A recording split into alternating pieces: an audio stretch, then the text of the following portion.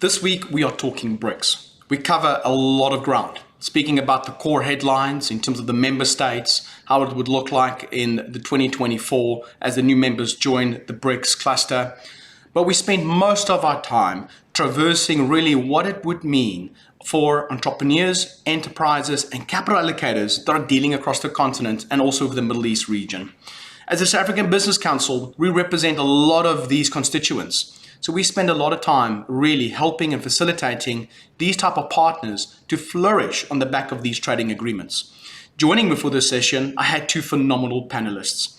MD Ramesh is the CEO of Africa Improved Foods. He brings over 30 years of real business experience across the continent of Africa, but also dealing with India and a lot of other global markets. He really spends his time in agri-food specialization, focusing on how you can operationalize and scale businesses across the food production supply chain, but also serving these key markets that are part of the BRICS countries. Also joining us was Johan Berger. I see Johan as the polymath for all things Africa. He brings a wealth of experience, over 20 years of research and insights, not only specifically to the African continent, but really at the Middle East region and also Asian markets. Today, he's a business development manager at the Executive Education College for Business and Economics at the UAE University in Abu Dhabi. Between Ramesh and Johan, we have phenomenal insights. We cover a lot of ground, and I want to thank both of them and their affiliation with the UAE University for all their time, but more specifically for all their knowledge that they are willing to share with us. Okay, gentlemen, a warm welcome to Ramesh and also Johan. And obviously today we are talking about BRICS. And it's almost been a month since the summit, the 15th edition of it. And the big news was obviously how there's been more expanding members coming to the fold of the BRICS bloc. So I thought maybe to set the scene and give you a bit of backdrop, I'm going to give you just some data points. And then maybe we can use these data points to go a bit further into of what it really means.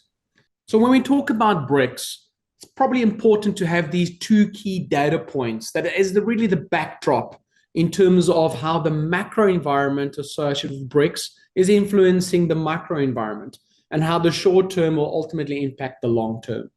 Now, if you start with BRICS, let's roll it back to 1995. The BRICS countries, their global contribution to GDP in PPP terms was around 17%. Come to current state of 2023, the BRICS countries increased that contribution to 32%. And if you look at the expanded BRICS in 2024, the 11 members, that will be up to 45% of global GDP contribution.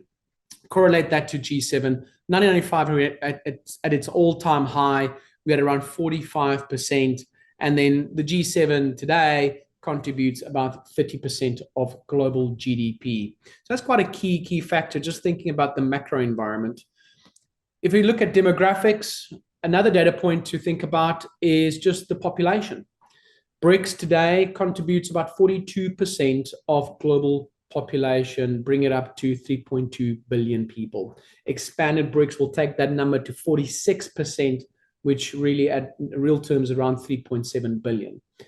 In correlation to the G7 sits at about 10% and makes up around 775 million people.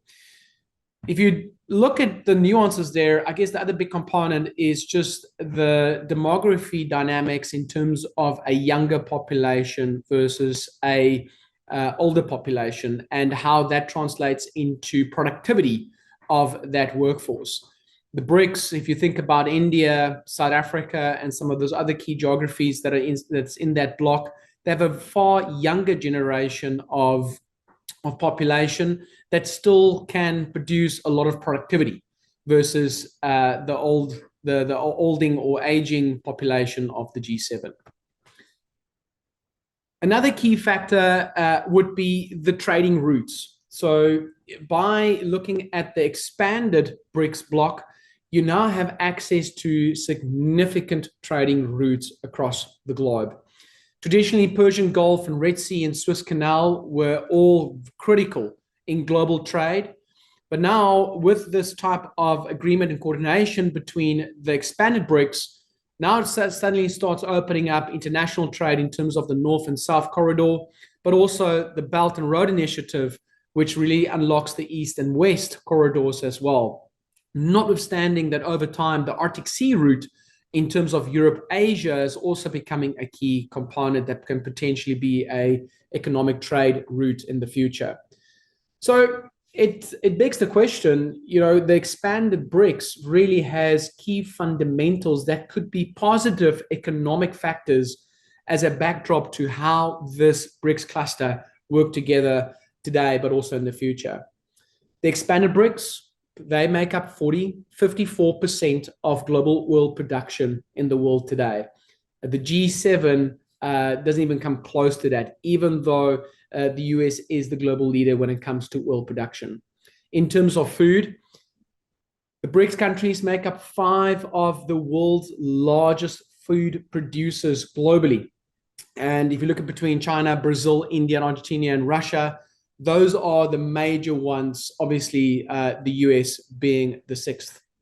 And we spoke about the demographic components and how population growth is a key factor across BRICS, notwithstanding the fact that South Africa and India have growing populations and younger populations.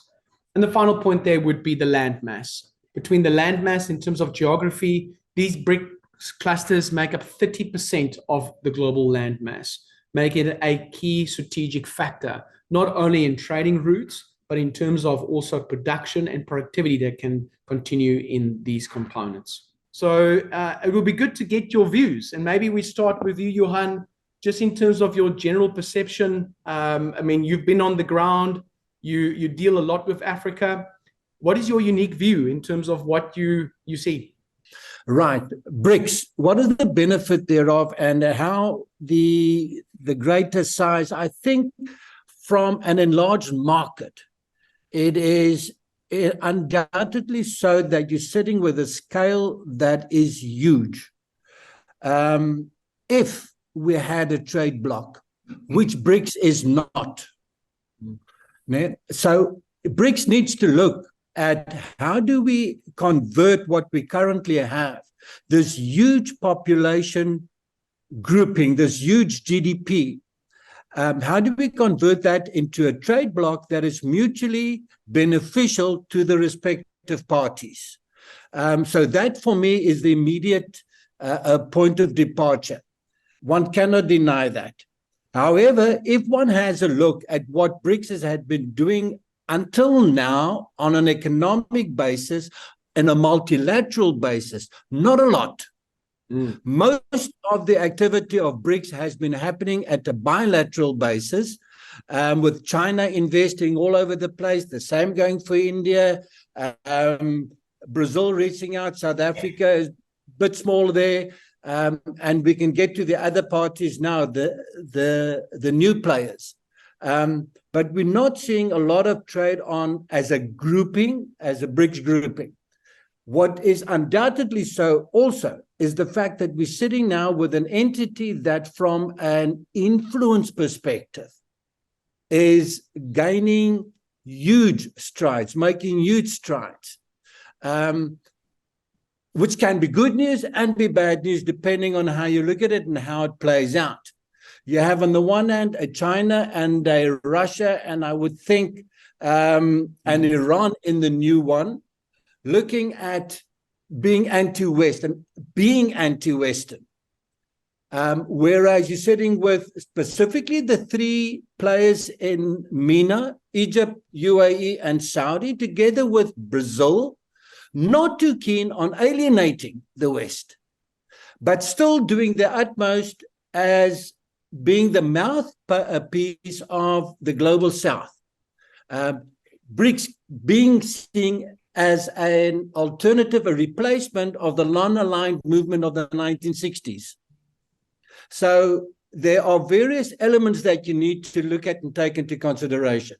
But globally speaking, an exciting development, I think, with the huge market, should it get to execution. Yeah, and I guess the thing is, just you mentioned there, some of it is regarding the non-alignment that we saw in the 1970s and how that translates. And the other big thing is you mentioned that there's also some vulnerability in terms of how we find coordination between these different countries. Partly, it would seem if you listen to the West and you try to get their views and correlate that back to some of the commentators, especially in the BRICS, it seems like it's a very alternative motion to sanctions. It's almost to see how the trading bloc or potential trading bloc can be a key alternative to sanctions and almost buffer some of the weaponization that we've seen from the US in terms of their trade policy. Indeed. As a matter of fact, you would see a couple of commentators actually making that point, is that the sanctions against, amongst others, Russia now, and also against Iran, has given impetus to the formation and the eagerness, the willingness to become members of BRICS. Just to give you an indication, apparently 22 people formally applied to be members, whereas another 22 said they would like to be as well, indicated an eagerness, a willingness to become members. This shows you that the world is not so keen on looking at a unipolar system with the US specifically calling the shots.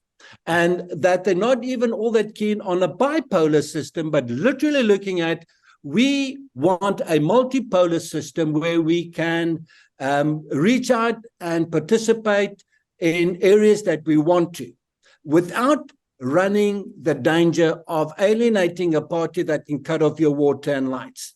Africa, for instance, speaks, or rather is quite concerned about alienating, on the one hand, the US, and on the other hand, the China. It needs both, but it needs to tread so carefully as to not endanger its own trade. South Africa recently had the huge problem of maybe getting or losing its membership of AGOA because of reaching out to or not being seen against Russia, for example, and reaching out to others such as China, etc. So, yes, you are looking at an entity, a world where the players are looking at.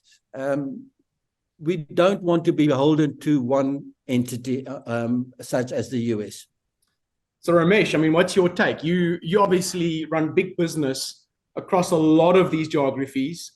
You engage with them in multiple ways. You employ people, you create products, you distribute across these geographies. What's your sense? What does this mean? Right. So thank you very much. I think Johan has laid out the political background quite nicely, and that gives a good tapestry to work with. If I paint the commercial picture, I think where Africa is stuck. So the background of everything that Johan said, I think is very clear to all of us. If I talk to the politicians and senior business leaders, policymakers in Africa, they are torn between being politically aligned to the West, but being commercially aligned to the East. Okay, I'm using East very loosely. I mean the Southern Bloc. And they do understand that commercially the Southern Bloc does not give money for free, which the West does. Okay, they like the idea of the free money, but I think most policymakers now understand and realize that free money is not going to get us too far. Okay, there are too many levers attached to the free money, which is not really free. Okay, number one. Number two, they have, on the other hand, seen the commercial exploitation that the Chinese have come here over the last 15 years and done. And they also realize that those levers need to be seriously trimmed or managed. Otherwise, that Chinese money is not good. What they do recognize is that the late entrants, which are Saudi, Brazil, India, and UAE, all part of the BRICS now, do not give free money. And they come here with very clear, hard-headed commercial calls on what they can do and what they cannot do. All right. So I think the Africans are also happy to recognize and realize that the phase of development that the BRICS nations are at probably suits their need far better than the very removed West. The mistake, in my view, in West Africa still is that they are very West aligned. Okay, I mean, take Nigeria, for example. Beyond the UK and the US, they see nothing else. You know, while the East is getting far, far, far more amenable to and open to Asian ideas like Singapore and Vietnam and Malaysia and Thailand and India, etc., etc. Okay, I think that is where the split in Africa is right now. I do believe that one of the big aspects that the BRICS alignment to Africa or the African alignment to BRICS can bring is the fact that Africa will remain a food importing country for a long time. The important point that you made, that a significant part of the world's food production happens in these BRIC countries, is going to be valuable. All right. Similarly, there are BRIC countries that are searching for food security, like Saudi Arabia is, like UAE is, and some part of China also is looking for that. And Africa can surely become one of those locations from where this food security can be achieved. I believe that if the Africans use the BRICS association cleverly, whether bilaterally or multilaterally, there is a lot of scope for them to get help, support, advice, and I think some kind of guarantees. One, for the money; two, for technology; three, for understanding development and hastening their own development. Most importantly, partnerships that can add significant value to them. So my view is that this is a far better association where the Africans have some say than any association they've had with the West, where it was only free money that bought their association. Lastly, I'd like to say that unlike the free money that the West got them and the, in my view, punitive investment that the Chinese put in, the Africans will have to learn to regulate their association with any of these BRIC countries, bilaterally or multilaterally, far better than they've done so far. That truly will pave the pathway for A, long-term relationships, and B, beneficial relationships for the Africans. Otherwise, I think they've always got shortchanged because they didn't know what they were negotiating themselves into. Yeah, and the big thing is also, it seems like it's actually less about the G7. It's less about competing with other traditional trading blocs. It seems the story is more about how do we unlock potential for these growth markets, but do it in such a way that it can actually sustain good business over time. And I guess you can see that in these leading indicators. The signal is trade flows are going to be important, food production, energy production. These are key commodities that govern global trade. And, for me, you almost need to be careful about reading too much between the lines, but the trade-off for the West is predominantly influence. Were these things to come to halt? You mentioned some of the capital flows, especially how money flows into the BRICS countries. And, this is the other thing that started slow and hopefully will pick up is with the new development bank, which is really capitalized by Chinese money. The last 5 years, they did about 33 billion and earmarked that for about 100 projects. But what's your view in terms of those projects really impacting the day-to-day lives in these BRICS countries?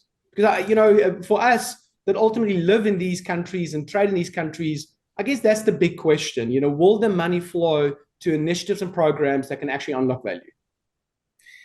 So that's an excellent question. And frankly, that is where we should all be headed towards. My view is that in the past, and Johan and I have spoken about this separately, in the past, a lot of the Chinese projects that were assigned to Africa ended up with the Africans compromising far more than they should have in the lure of what seemed like a good deal. All right, because nobody read the contract, or the Chinese managed the contract readers in a manner that they got contaminated. Now, whether it's coming through the shape of a developmental bank or it's coming through directly from Chinese funding, I think the Africans have to be extra careful about the quality of the contract they read. In my view, the Brazilians and the Chinese are equally competitive as far as construction, logistics, infrastructure are concerned. Okay, and there is enough example of the Brazilians having done some good projects on the continent. And I think the Africans should always approach a Chinese approach or an Indian approach or a Brazilian approach, which may be bilateral, by viewing the possible options that they have, so that any such offer from a Chinese or the Indians or the Brazilians, who are the three big ones who will probably come around with these kind of offers, are aware that there are options to them, and the Chinese and the Africans are not getting pressed into a contract. My view is that a lot has happened on the continent already where the Africans have got compromised. So my summarized view is that there is immense potential for those developmental projects to do good for Africa. But as long as the Africans read the contract and keep options in their back pocket, it can work. Yeah, I think Africa finds itself frequently in a position where they think they have to choose between who's going to help us. On the one hand, you have the US. Ramesh referred to China, Brazil, and India. And now you've got also the two of the richest elements in the BRICS is Saudi and the UAE, both reaching out into Africa, with the biggest one there being the UAE, who is currently fourth or the fifth largest FDI investor in Africa. And has been reaching out with DP World, with Carrefour, with Dubai.com, with Masdar, in various areas of infrastructure, be it transport, being renewable energy, being e-commerce. If one goes one step back and you look at, for example, the struggle that you've seen not only between the East or then the South, global South, and the West in the form of the US, but when you look at the competition between China and India, China came up with its BRI, and every newspaper, whatever, publication you read for quite a long while was about the BRI. And every country in Africa wanted to jump on the bandwagon, and not only Africa, in ASEAN, in Asia, and even Europe and North Africa were keen to get on this. India came forward initially. Just thereafter, I can recall 2016, 2017, more or less in that period, with the AAGC, the Asia-Africa Growth Corridor, that it brought on board Japan to act as an alternative. And they said, we give free choice, and it's about the respect of the sovereignty of the countries. But basically, we want to be an alternative at a multilateral level, because it was also keen in Africa.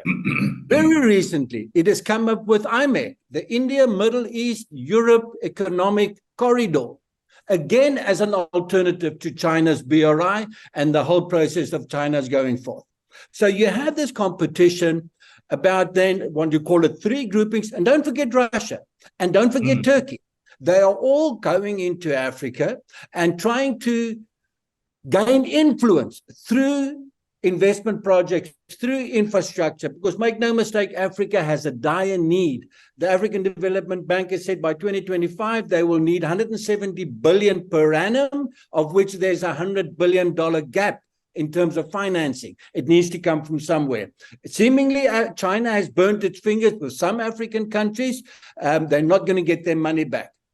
So you need to put that in the greater picture as well to see, in terms of investment, in terms of money flows, there's a huge need in Africa. And whereas you're sitting with an Egypt and an Ethiopia that are now two new members of BRICS, they are in dire need of capital for their own investment projects, as is South Africa, as is Argentina. Argentina is sitting with triple-digit inflation. And one wonders why they are part of the new BRICS, given all the potential choices that there could have been, just to reach the pot a bit, enrich the pot a bit. But don't you think also, Johan, that some of these countries are playing almost like a double game? I'm just thinking top of mind India, which are, they need to be close to the US as well. So you're seeing a lot of political leverage between India and the US. And you mentioned some of the grievances between other BRICS countries that India potentially could have. I mean, how do these BRICS ultimately reconcile some of these political differences? I mean, does this not talk to the fact that the members as part of the BRICS bloc is almost from an ethical and from a governance point of view very, very different, and actually very diverse in terms of what the objectives are? Well, I think we must remember that governments, states do not have friends, they have interests. And today, what works for me might not work tomorrow.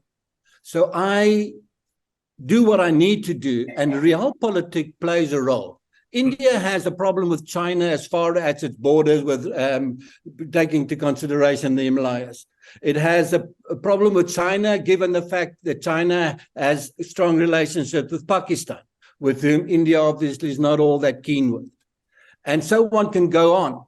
I've mentioned these alternative arrangements from India. It is a question of dealing with these issues as and when they happen based on that.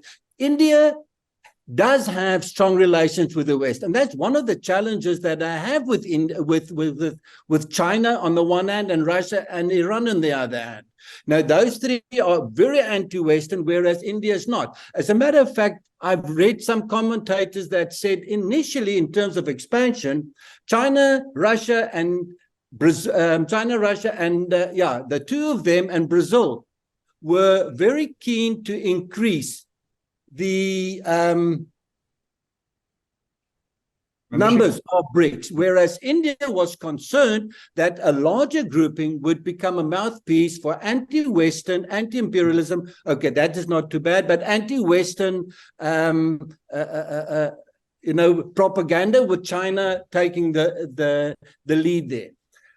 Eventually, that is going to be the big problem. How do you reconcile these different elements, these different ideologies, these different points of view at an ideological level? That is going to be the test of success eventually for a BRICS. Paul, I have a view on this. Not entirely different from what Johan said, but I think I'll add a few things to that. One is that I think we must all remember that the India of today, the China of today, maybe even the Brazil of today is very different from the Brazil or all these countries 1 decade back. Their self-confidence, their understanding of themselves, their belief in their capabilities, and their very clear understanding of what position they occupy in the world hierarchy is very different from 10 years back. When they negotiate with the US and the UK today, they are now negotiating as equals. And I use the word very carefully, equals. Okay? India knows when it sits on the table that the US wants it as badly as they want some support from the US, most likely in the Security Council. Okay? India wants a seat on the Security Council. That's one of the big bargaining chips the US is using against them. Okay? Because if India sits on the Security Council, it can neutralize China anytime it wants. And it needs to get there. All right? And one of the drivers of its economic power is also that. Brazil doesn't care so much about the Security Council. Brazil really is probably in the phase that India was 10 years back, wants to really accelerate its economy, create employment, become a good country, etc., etc. Okay. And one of the reasons Brazil is in the BRICS is in the belief that it can expand its commercial empire and therefore grow richer. Okay. While India is in the BRICS because it wants to show the rest of the world that we are now an equal with the rest of you, and it needs some backing. And Russia and China, to that extent, are a good enough backing for them to take on the West. They will not ever, that's not the Indian mentality. They will always sit on the fence. They will never take a chance. And like Johan said, they will only back their own need. They will never take sides. But it's not a bad bargaining chip to have Russia and China on your back when you're talking to the West. Because the West know that if they switch the other side, they have a problem in Asia then. Because the entire Asia has lost out apart from Japan.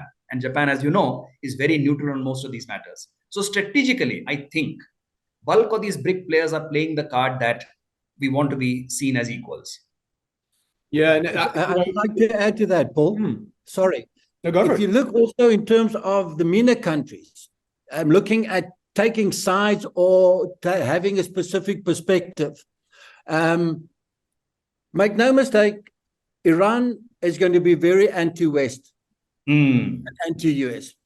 Now, this new enlarged BRICS, the US has one of two ways of looking at it. It can see it as a threat, or it can see it as Egypt, UAE, and a Saudi tempering the anti-West rhetoric and even building a bridge into the global south, which the US can tap into if they view this as an opportunity and not necessarily as a threat. So you have this opportunity as well. Oh, clever. Yeah, that's true. That opportunity, will will survive and flourish if there is like policy coordination and again, when these different trading blocks can actually reconcile some of their key differences. And I guess the one thing you mentioned there is the Middle East. The Middle East has done this before, right? If you look at the GCC and how the GCC is actually flourishing, there's already blueprints for this.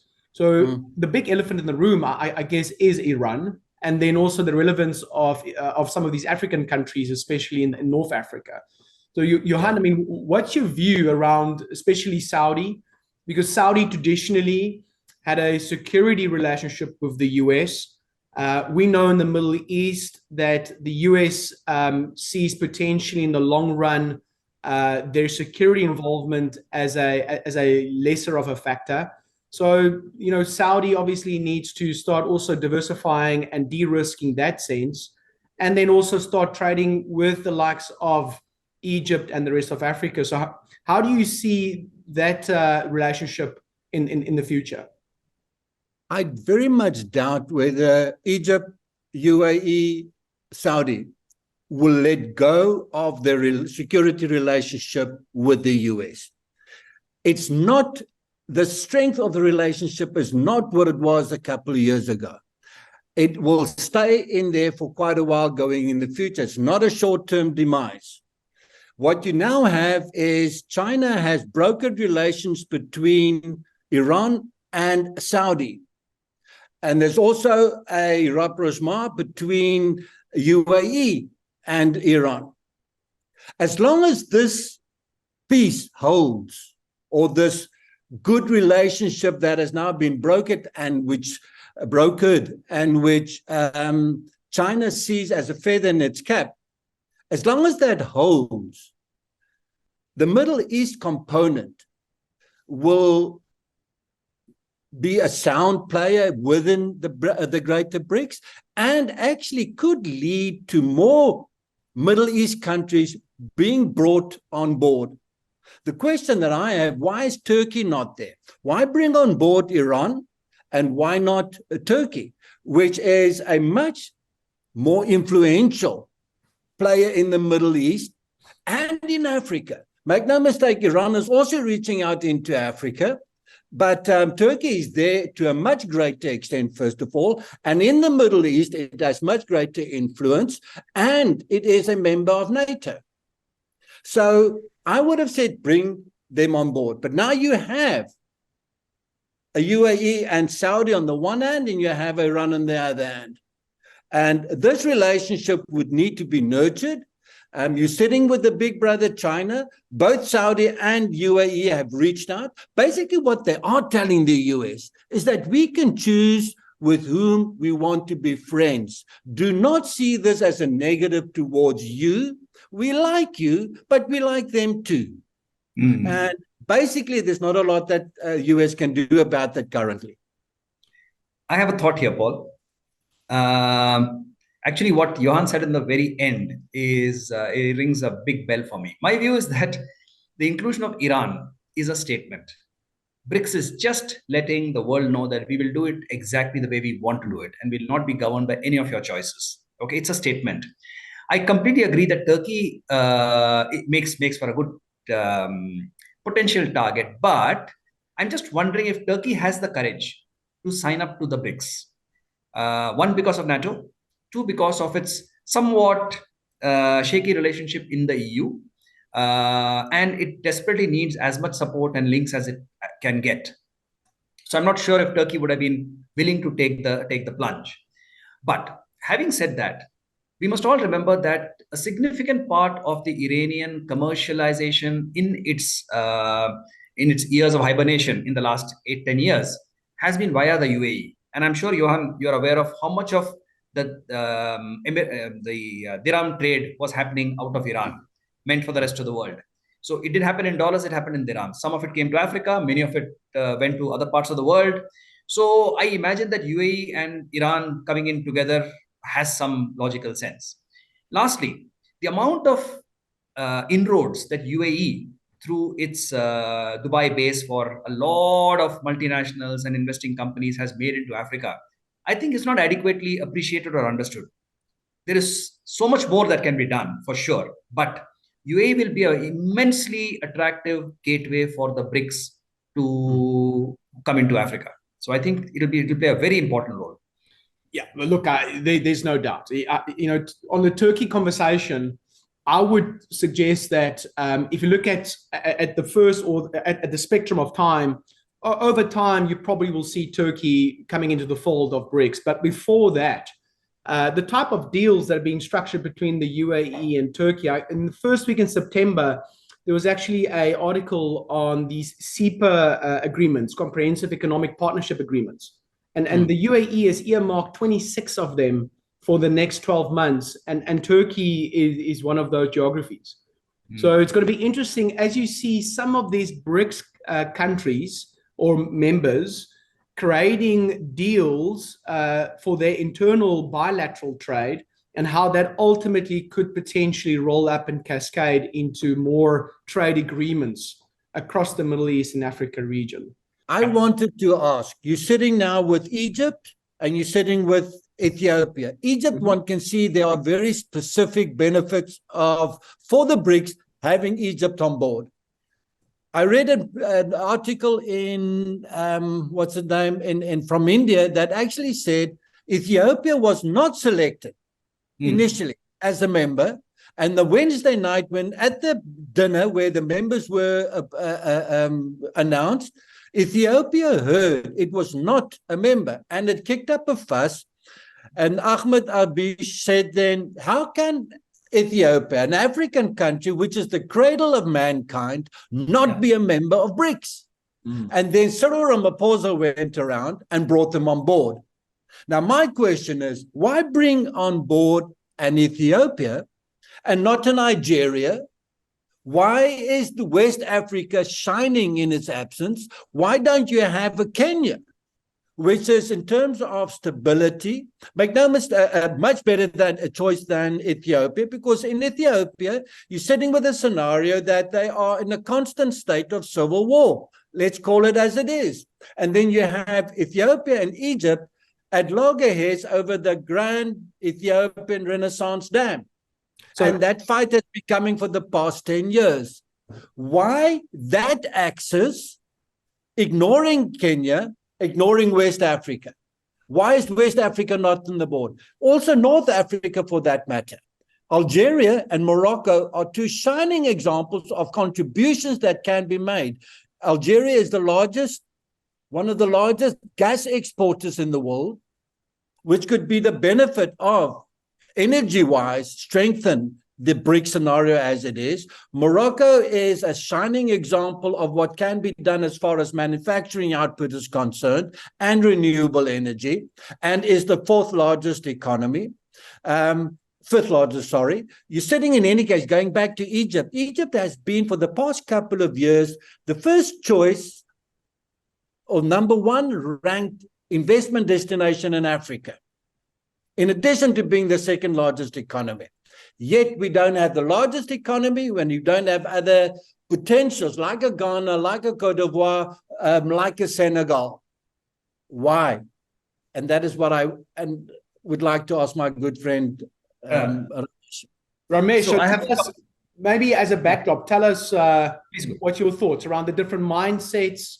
And as Jan just explained, this dichotomy in terms of the benefits and the trade-offs between these countries.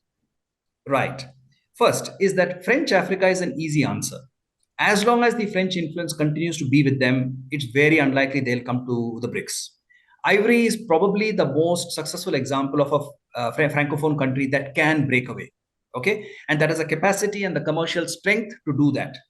Probably if any country joins the BRICS, it'll be the Ivory Coast, is my view. But I think it'll take some time, right? So that's one part.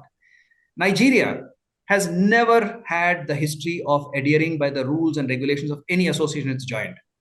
Their ego does not permit them to to abide by any of the rules and regulations. My view is that they will consider Nigeria a big, unmanageable elephant, however large it is and however important it is. Third thing, don't forget that Nigeria was recently going through its elections. I'm not sure they were canvassing anywhere for any memberships anywhere. All the political leaders are trying to figure out who would be the president. And post-presidency, I don't know how many of you are watching Nigeria. It's a complete outright mess. And Shame Tinubu on has them. opened up cans of worms and cans of snakes that he has no clue how to manage. So I'm not sure they're right now in a mood to be talking to a lot of other parts of the world. They probably missed the bus because of that reason. But if I was sitting in the BRICS, I would have viewed a Nigerian membership with a lot of suspicion. Okay. On the other hand, I would imagine Ethiopia is far more pliable, far more desperate for association. It brings some level of opportunity. More importantly, it's not an oil country. It's a much more diversified opportunity for the BRIC countries to want to consider for investment. They all think that Nigeria is a one-shot oil investment country, and the West has already taken a large part of that. Chinese are also not interested in China, in Nigeria. You realize the Chinese are almost not present in China, in Nigeria, simply because that oil piece has been completely taken away. They don't therefore see any other opportunity there. From that point of view, Ethiopia makes sense with all its difficulties and all its challenges. I'm not sure Kenya is large enough right now to be considered, neither in the size of the economy nor in the size of the land. And therefore, it doesn't fit their bill. You see, Argentina, South Africa, for all their troubles, are large countries. And that's probably why they tick the box. Yeah, I'm unsure on the business case for Ethiopia. I guess I understand that there's a trajectory and could be a large market over time, but once again, compared to some of the other potential on the continent, and if you long Africa, I mean, surely you would be saying, how do I get more involved in the African continental free trade area? How do I get access to those geographies? So Ethiopia stays an elephant in the room for me in some way. I mean, Johan, what's your sense? I agree. Algeria has a GDP on a purchasing power parity basis of 621 billion. Ethiopia 394. Morocco 388. It doesn't have the size of the economy, the size of the population. Ethiopia is 120 million, but it is far better managed, far better run, far better organization in terms of its economy, etc. Right, Nigeria, my good friend makes a good case there, so I'm not going to go into that further. But in Africa, you have two obvious choices in Algeria and Morocco. And as it is, one of the drivers behind the choice of an Ethiopia, according to some analysts, has been Russia and China having a very strong interest in Northern Africa as an entity, and is using Egypt and will be using Egypt as a springboard into the rest of it. The odd man out there is obviously still Libya. Okay, Tunisia is too small. Also, very nice place to be in, but in terms of clout, not in the same league as the others. Libya has its own challenges for quite a number of decades or years. Let's be nice. It will not be around and available for this kind of exercise. But I totally agree with you. There are obvious other opportunities that could have been looked at instead of an Ethiopia. I would have still looked at Nigeria. You're looking at a 200 million person economy. And although you have a lot of poor people, there are a lot of rich people as well. So from a consumer market, not to be denied. And yes, Ramesh makes a good point that from an oil perspective, the West has tapped into that. But there could be a lot more. We spoke about food production. Nigeria has the potential. And I would think twice before negating Nigeria. I agree with Ramesh at this stage of the game. There's a lot of challenges. Bola Tinubu has more problems than he can deal with at this stage of the game. So it's going to take a bit of a while before they can settle down and reach out to this kind of activity. So that's going to be an interesting dynamic also to see. So let's maybe talk about Africa. So this is a growth story, and ultimately, if all things work well, there'll be better relationships. There would be a market that potentially is a bit more predictable. It's a safer market, and because of these key factors, you should have more capital coming into the continent. You should see more entrepreneurs building businesses. And like we said earlier, there is a great opportunity because there's rapid urbanization on the continent. There's a growing demography as well. A few years ago, we had the African Continental Free Trade Area essentially launching, and that's unlocking more value and potentially a catalyst for a lot of the BRICS conversation as well. How do you both see that panning out? Do you see it as a key contributor? Does it unlock for you more potential and opportunities, especially for the enterprise and the market, the free market that it needs to stimulate in terms of the entrepreneurs and enterprises? Johan, you want to go first? Right. Okay. AFCFTA launched formally 1 January 2021. By September last year, not a single trade had taken place. Then the AFCFTA launched the GTI, the Guided Trade Initiative, bringing on board 8 countries specifically nominated and about 90-odd products to get this thing off the ground. Of course, it needs to be seen that there's some level of success. Challenges, infrastructure, road, rail, ports, airports, energy, water. Another challenge, despite all the best intentions, still non-tariff barriers as well as actually tariff barriers, because make no mistake, tariffs are still a sizable source of revenue, sizable revenue for a lot of the countries. And then you have a lot of political leaders unable of subordinating national interest to regional interest. So the AFCFTA is a much talked about entity with huge potential for Africa, make no mistake, but it has these challenges.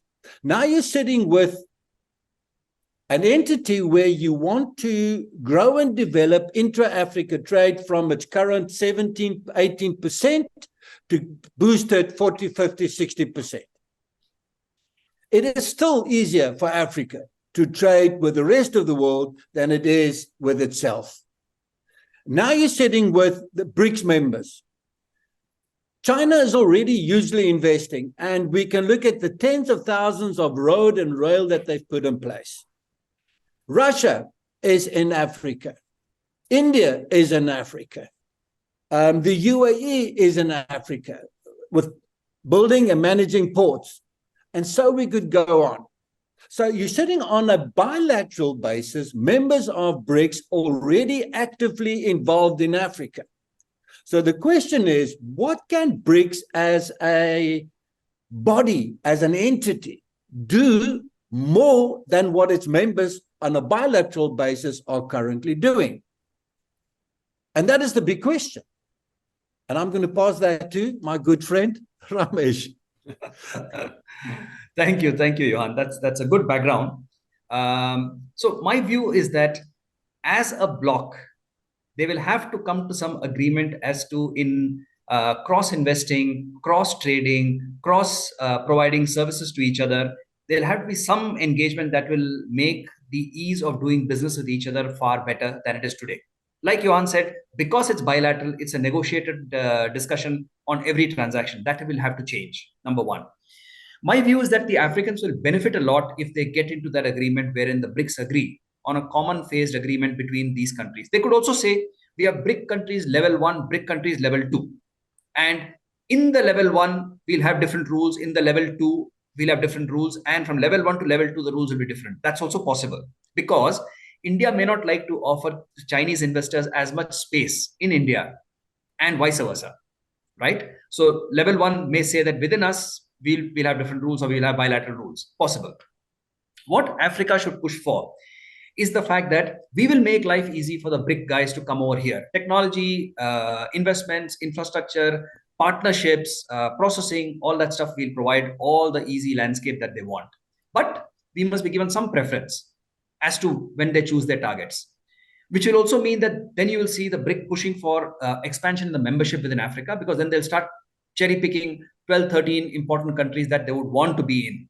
Okay, right now it's just 3. That will have to change. My view is that the Africans, I don't think are thinking this through yet, because they're all thinking for themselves. And Frankly, Ethiopia, Egypt, and South Africa by themselves are reasonably large sized countries with immense problems of their own.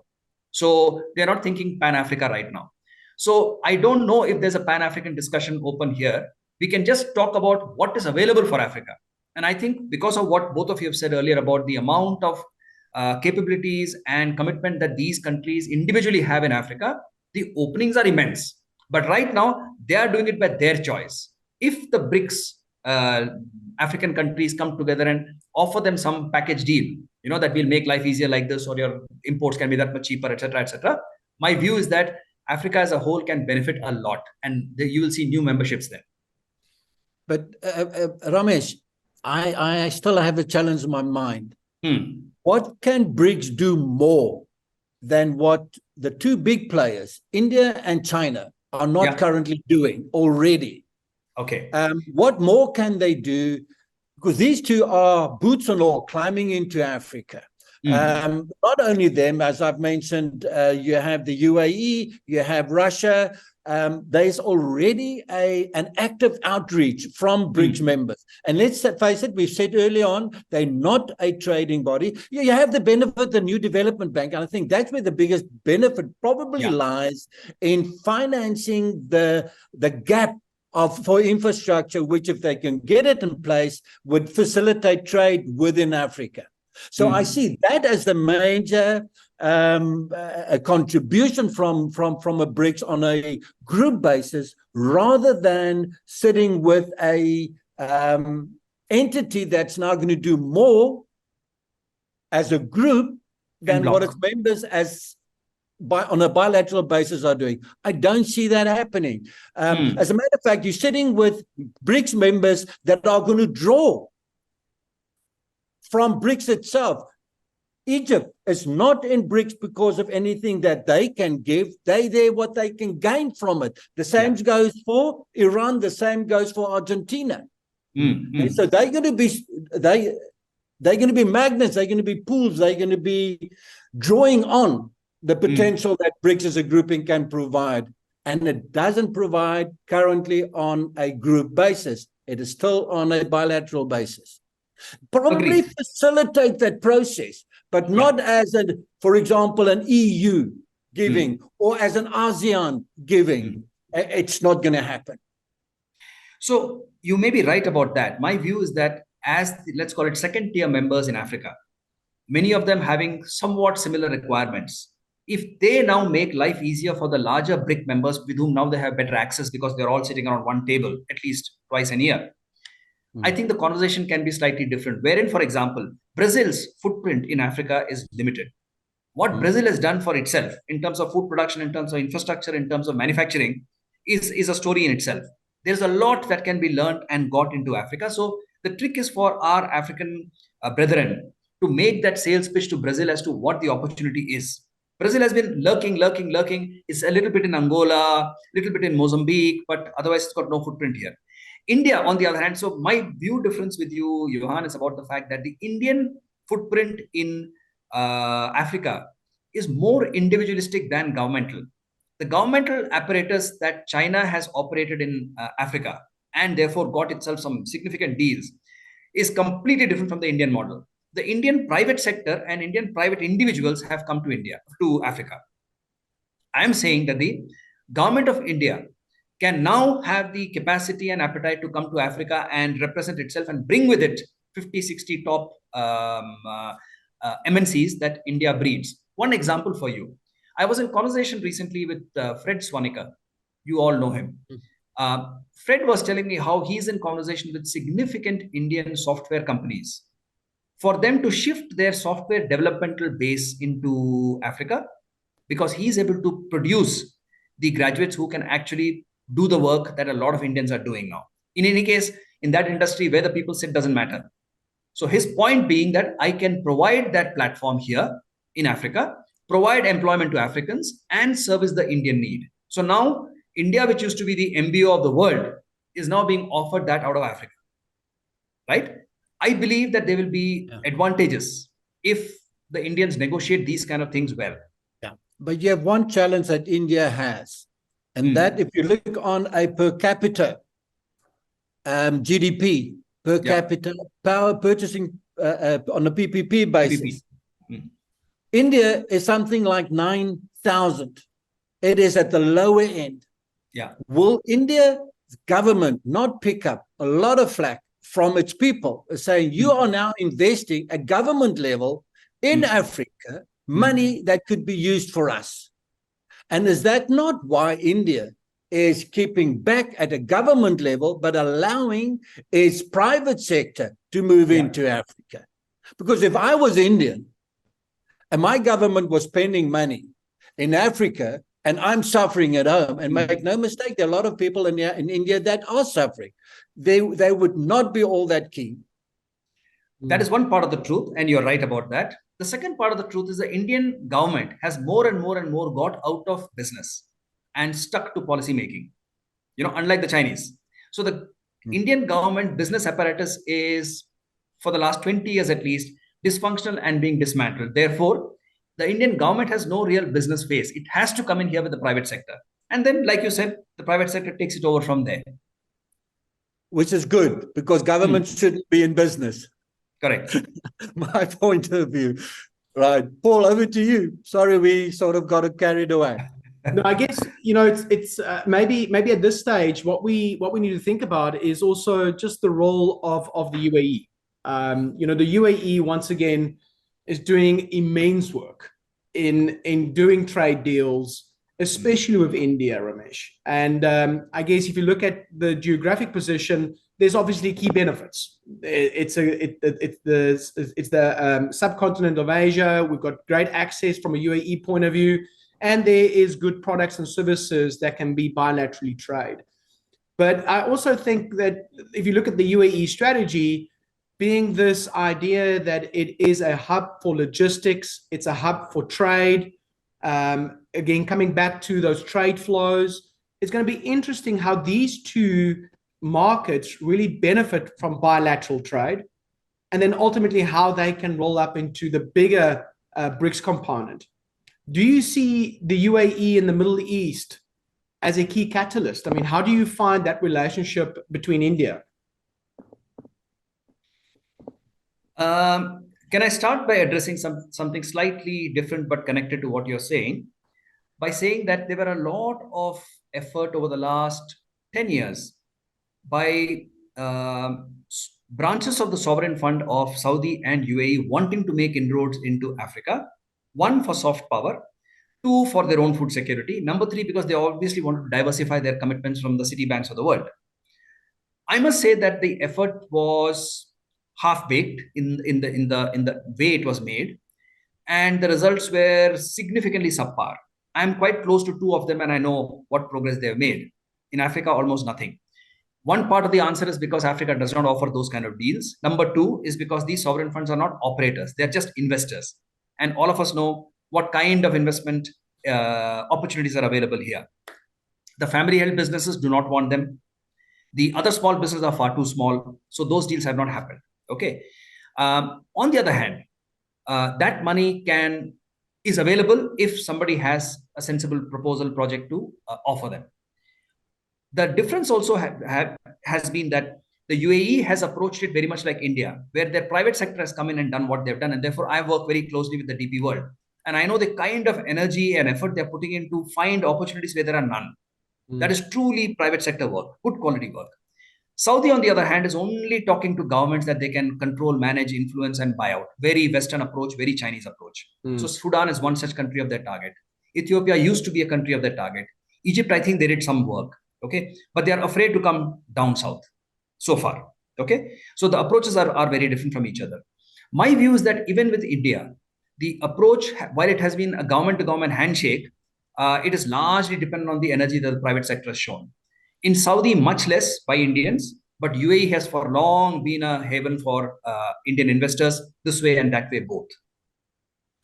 Yeah, and you raise a very interesting point, is the political system, democratic versus potentially a more centralized, or how these political systems work with each other and how they decide to trade with each other becomes a key factor.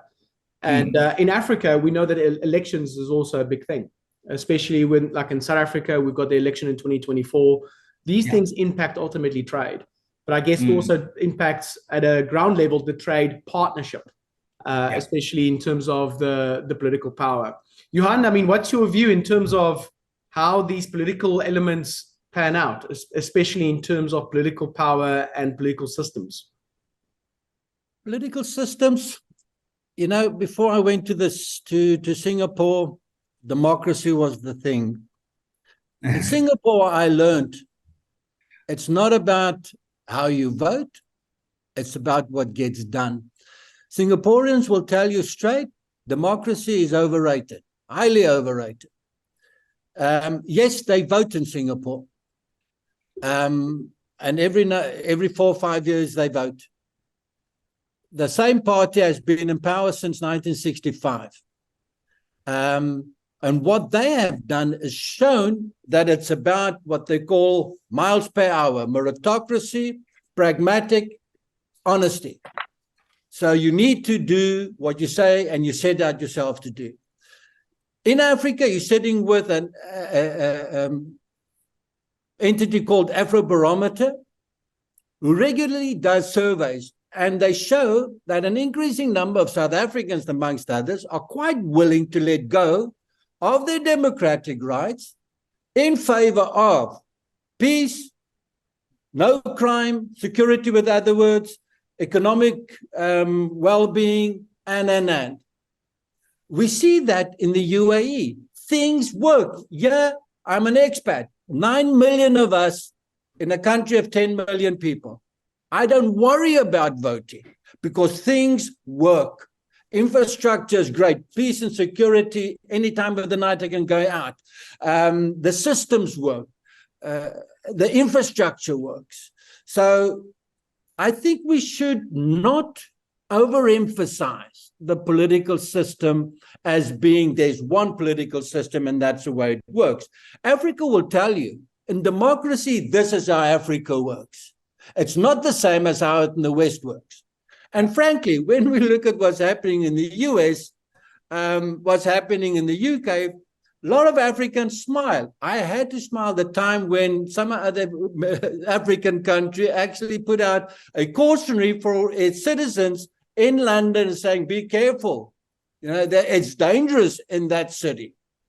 So one needs to be careful when you look at this kind of thing. The obvious negative is when you have a dictator that runs the country into the ground.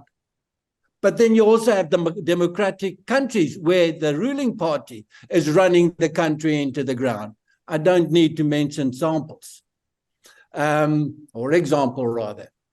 So I'm open to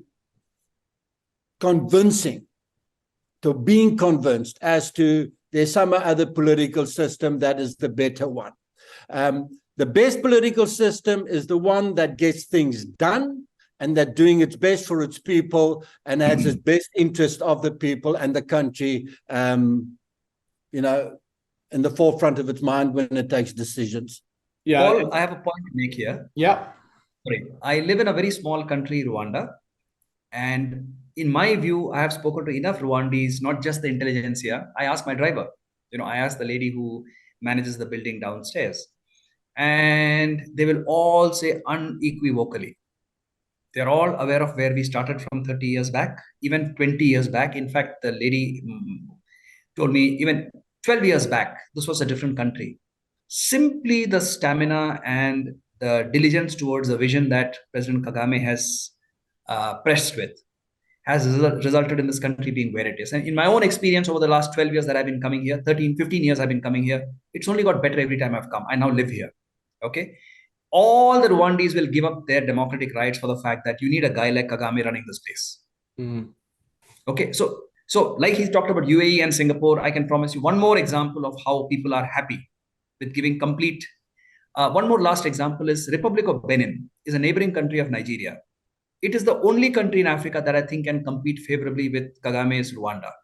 It is run by Patrice Talon. Patrice Talon is a businessman. I have known Patrice for 30 years. But he's not here to make money. He's here to leave a legacy. The city of Cotonou that I've known for 30 years, in the last 25 was one shape, two street, four restaurants kind of a place. Nice place, but very quiet, very low key, very dependent on the Nigerian economy. In the last 5 years, 7 years actually, transformed. It's an unrecognizable, it could be a B class European city today. Pavement, security, everything else. Security was always not a challenge, but and the quality of people who run that place. If you ask any Beninwa today, can we leave this country safely in Talon's hand till he dies? They will all say yes. Yeah, and I think also it comes down to leadership, right? So political leadership, especially in these countries. Yeah. I think what you're accentuating is the fact that it's whatever political system is in place, ultimately what dictates that growth and what gets done is ultimately the leadership. And we all have been fortunate to be part of different countries and markets where there is strong leadership, where there is a bias to getting things done and unlocking value. When that happens, there's something that is quite special about those countries. And then, like Johan said, we've seen the contrast as well. So, when it comes to BRICS, once again, if you look at the co-opetition of a lot of these countries, there's also a key component that we're currently sitting with an aggressor in the form of Russia, and their ideology and their ambition in terms of what they want to achieve. So maybe Ramesh, what's your view on how these other economies collaborate, coordinate, and work with a Russian economy, which is really perceived as a key aggressor in today's construct? Okay, so my thought on that, and we have had a separate discussion on that a few days back, was that if you go to the forget the BRICS. Let's go to African countries. African countries, especially the second tier African countries, and there are plenty of them, will align with Russia any day for free money. Okay, so that is one side of the story. The Brazil, the India, and the China will all have their separate equations with Russia, and I think China and India will align with Russia more to tell the rest of the world and leave a message that we will do what we want. Brazil may not want to take that chance yet. They'll rather be neutral, lukewarm to Russia, lukewarm to everybody else in the world, and get the best of what they can get because the stage of evolution they are at. Okay, that's my view. Will the Western world want to hold BRICS as one association where Russia is involved to account for what Russia is doing? I think they don't have the capability for that anymore. Those days are long gone. But can they use India, maybe even China, to talk to Russia because Russia is not talking to them, right? That is a likelihood. And I think India and China should use that key to their advantage as being the people who have an open access to Russia and therefore can be seen as messengers to and from Russia. I think the other big factor is what are the existing trade partnerships and trade flows between Russia and other BRIC countries, especially with the BRICS expansion. So there are unique countries there. I'm just thinking, if you look at OPEC Plus and some of these OPEC countries, the main trade, especially from a Russian perspective, is energy. And besides energy, it's food. So it's going to be interesting, again, how they cooperate in that sense, especially with the backdrop and context of the world in the moment. I mean, Johan, is there any other insights that you would believe that's quite important with the Russia backdrop? Well, if you look at the trade between Russia and the G7 since 2014, it's fallen by more than 36% because of sanctions. On the other hand, trade between Russia and the other BRICS nations have increased in the same period. This is since 2014, nearly was now 9 years, by more than 121% over the same period. China and India have become the largest importers of Russian oil, whereas China's trade with Russia hit a record of $188.5 billion last year, which is a 97% increase from 2014 and around 30% larger than 2021. This happened as Russia more than doubled its rail exports of liquefied petroleum gas as part of its drive to diversify its exports because of the sanctions against it. So what we're seeing there is clearly Russia finding alternatives. It has targeted Africa precisely because of earlier sanctions against it, because of its invasion of the Crimean Peninsula. It is increasing that drive currently, to the extent that you have countries like South Africa preferring not to take in a stance against Russia, not supporting UN resolutions against Russia. So it has managed to move away, and with BRICS now, it's gaining impetus in its move away from Europe, G7 centered, or even G20 to that extent, centered trade and economic relations, looking at the global south. And because of the US's weaponization of the dollar, it's gaining sympathy, it being Russia gaining sympathy from the global south and getting support from them. If not economic, then definitely political. BRICS has become a bomb for Russia, as the one guy said. So, gentlemen, I guess in closing, the big other discussion point is what's next for BRICS. I mean, we've covered a lot of ground. We spoke about some of the key benefits and also some of the key trade-offs and challenges that are on the horizon. We are fresh from the latest summit. What is next? What is a win for BRICS? Because, you know, once again, you've got a lot of good momentum. You've also have some detractors. But what does a win look like for BRICS? The road ahead? I put down a few factors because I thought you were going to ask me that. First of all, the growth of BRICS has now just had a phase 1. There's going to be a phase 2 and a phase 3. You need to look at, for example, Turkey. You need to look at Mexico. You need to look at Indonesia. Indonesia apparently was going to be, they agreed, we will bring you on board. And then the president said, okay, we have a problem. We have a few things that we need to look at. And literally at the very last stage, they withdrew, or did not accept the invitation.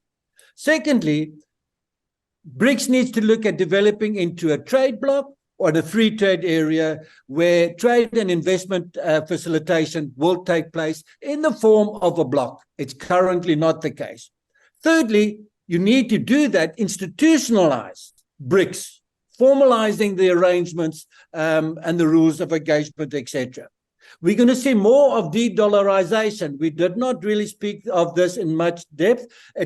Having a single BRICS currency is not going to happen in my lifetime.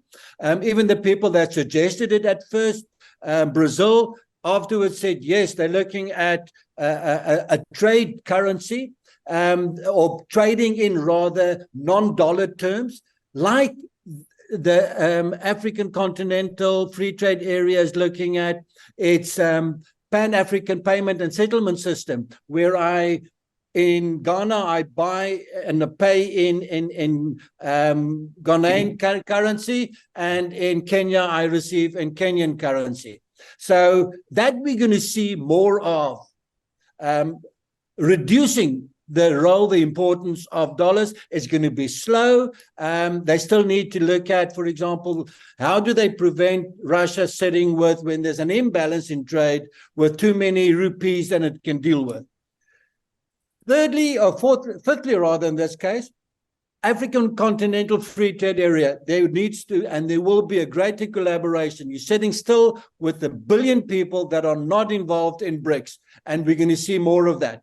Also, you're going to see, given the member states of BRICS, their respective memberships of other trade entities and political entities, like the Shanghai Cooperation Organization, and you're going to see greater influence in that from BRICS perspective, reaching out as their members. And they need to look at conflict resolution to address the things that we've mentioned between China and India, between Iran on the one hand, the UAE and Saudi on the other hand, Egypt and Ethiopia also at loggerheads with one another. So they would need to look at some form of conflict resolution mechanism within BRICS. Ramesh, final thoughts? I think Johan has given a rather comprehensive, complete answer. I just one thing to add to this. I would have started by saying that strengthening institutions within BRICS to make it a proper entity and not just a bunch of friends sitting around is the way ahead. My view is that as a start, if the intra-member local currency trade can start, it will already encourage conversations which will, I think, be useful. And I completely agree with Johan that in our lifetime, the BRICS single currency is not going to happen. Okay, there are too many large powers at stake over there. That will not happen. But at least start with this. Increased membership is obviously the logical way ahead. And yes, I had heard the story of Indonesia declining the invitation. Otherwise, that would have been a very powerful addition. Yeah. So, yeah, I think that sort of covers what I had in mind. Yeah, the two key points there is, as Jan said, is conflict resolution. We're trying to resolve the conflict. And then on the currency side of things, that is almost like, for me, a non-factor, because, I mean, once again, if you look at reserve currency at the moment, the amount of dollars in the system, it's still 50% of currency reserve in the globe. How do you get a single currency that's convertible, that can lubricate the market at this global stage, and that these economies can trust? I guess you've seen recently Russia and China trading in yuan and what that meant for Russia. It seems like there's a bit of struggles. So it's going to be interesting how a single currency ultimately evolves and how that conversation evolves. Yeah, it's going to require a central bank. Correct. And that's not going to happen. Yeah. Yeah. And as a matter of fact, the dollars is more than 50%. I think you're underestimating the impact. We're looking at the 60s plus. But your point remains extremely valid. Despite the surge for a non-dollar denominated entity, currency rather, it's not going to happen quickly. Yeah. So, gentlemen, on that note, a big thank you, Johan. A big thank you, Ramesh. It was fantastic. We really covered a lot of ground, and I just want to say thank you so much for your time. Really appreciate it. Thank you for having us, Paul. Thank you, Johan, for all the enlightenment. Also, thank you for your input, Ramesh. Always, Ramesh and I go back quite a while, Yes. and I'm a big fan of his intellect and his insight. So whenever I have the opportunity to join him in, I do that gladly and eagerly. Thank you. Paul, and thank you for having us. This has been very enlightening for me as well in the preparation of this. It's been super. Correct.